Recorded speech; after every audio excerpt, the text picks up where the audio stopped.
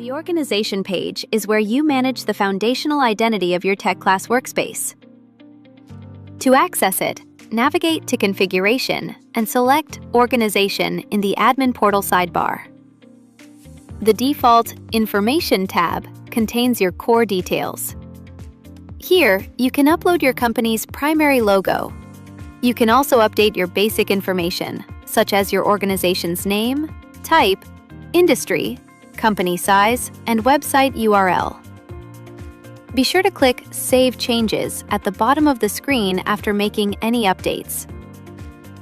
Switching to the Settings tab reveals critical administrative controls. At the top, you can check your current organization status, which will indicate if your workspace is active. Below that is the danger zone. If you decide TechClass is no longer the right fit, you can initiate the permanent deletion of your organization from this section. During your 14-day trial, you can use the red Delete Organization button to immediately and permanently delete your workspace yourself. However, once you have an active subscription, self-service deletion is disabled to prevent accidental data loss.